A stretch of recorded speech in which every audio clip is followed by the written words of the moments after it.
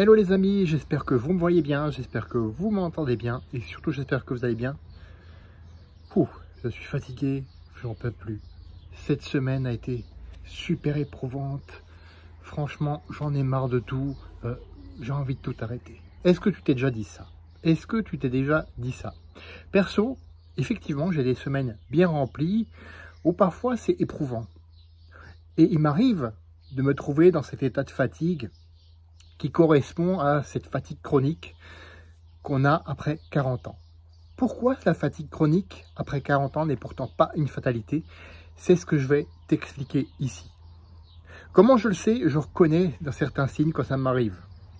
Imagine, tu te lèves fatigué, tu comptes les heures jusqu'au prochain moment de repos ou la prochaine pause au boulot.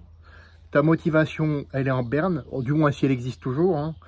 En tout cas, tu as cette impression qu'il faut que tu la cherches sous le tapis tellement c'est au ras des pâquerettes. Tu es irritable au point que chaque chose, ça te fait bondir, ça te fait sortir de tes gonds. La moindre chose. Tu n'arrives pas à dormir et pourtant tu es fatigué. Ou alors, tu as l'impression de dormir beaucoup, mais tu as un petit peu ces idées qui tournent dans ta tête comme une boucle sans fin. Et ou alors tu dors et tu n'arrives pas à récupérer. Et là, tu penses vraiment à te concentrer, à chercher une idée, mais c'est comme si l'idée t'échappait petit à petit. C'est comme si tu avais besoin de prendre une décision hyper importante et que ça te prend toute ton énergie et tout ton temps, alors que d'habitude, tu décides en un claquement de doigts. Si ça t'arrive, ça, effectivement, c'est normal, entre guillemets. Et tu vas voir pourquoi je mets c'est normal, entre guillemets, tout à l'heure. En plus, tu prends du temps, des efforts pour faire du sport et tout. Et tu te rends compte que tu prends du poids. Tu te rends compte que tu prends du poids, mais pas en muscle, hein, en graisse. Et tu te dis, mince, mais qu'est-ce qui m'arrive là? Qu'est-ce qui m'arrive?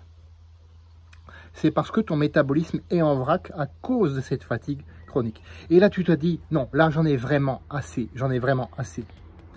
Alors non, tu n'es pas le seul à vivre ça. Quand je te disais c'est normal tout à l'heure, entre guillemets, c'est parce que non, effectivement, ce n'est pas normal. C'était un peu de l'ironie. Excuse-moi si tu n'as pas compris. Parce que ça, c'est survivre. Et toi, tu mérites de vivre. Tu mérites de vivre pleinement, chaque instant. Et oui, et là, tu vas faire « Ah !» Oui, des solutions existent. La première, c'est à la fois la plus simple et la plus compliquée d'entre elles, c'est de rééquilibrer ton sommeil. Pense à te coucher et à te lever à heure fixe. Ça, c'est vraiment dans nos sociétés où on est sans cesse en demande, où on doit faire de plus en plus d'heures au travail ou de plus en plus d'heures dans une activité professionnelle indépendante. Tu te dis, ouais, non, mais comment je fais? C'est un non négociable. C'est vraiment un non négociable.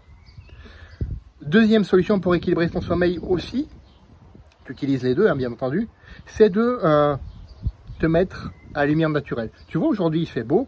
Là, je tourne cette vidéo dehors. Et effectivement, rien que ça, ça me fait du bien. Pense à respirer et à bouger chaque jour. Bouger, c'est pas ce qui te fatigue. Bouger, ça te remplit d'énergie. Bien sûr, il faut adapter. Chaque jour, 10 minutes de respiration, de relaxation, en pleine conscience, et 15 minutes de marche, plus 15 minutes de renforcement musculaire. Ça fait toute la différence. Et tu vois, c'est pas grand-chose. Qu'est-ce que c'est 40 minutes dans une journée? 40 minutes où tu prends du temps pour toi. C'est rien du tout. Si tu n'as pas ça, tu n'as pas de vie. Revois aussi ton alimentation. Moins de produits sucrés et ultra transformés. Tu peux en prendre de temps en temps, hein, on est humain. Moi aussi, ça m'arrive de temps en temps d'en prendre encore. Mais beaucoup moins. Et fais en sorte d'avoir 90% d'aliments bruts, complets, non transformés et riches en nutriments. Ça fait toute la différence. Identifie ce qui te vide et aussi qui te vide. Tu n'es pas obligé d'aimer tout le monde, tu n'es pas obligé d'accepter tout le monde dans ta vie. Que ce soit clair.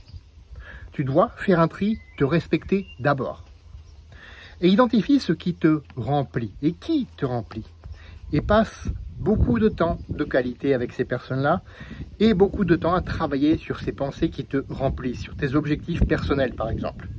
Prends les décisions qui s'imposent. Parfois, elles te demandent du courage.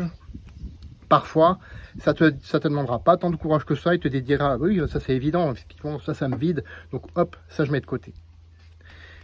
Si tu as vraiment du mal avec ça, fais-toi accompagner. Tu sais, un regard extérieur est toujours salutaire en la matière. Toujours. Toujours. Et quand je dis un regard extérieur, bien sûr, c'est avec les bonnes personnes, celles qui te remplissent. C'est lié les deux choses. J'espère que tu l'as bien compris. Une des solutions que je te propose dans la description de cette vidéo peut te convenir. Ou pas. Ça dépend de toi, en fait. Le principal, c'est que tu retrouves ton cap, ta direction, que tu traces ton chemin. Fais de ta vie l'aventure mémorable qui te ressemble et à personne d'autre. Et on se retrouve la semaine prochaine pour une autre vidéo. À bientôt.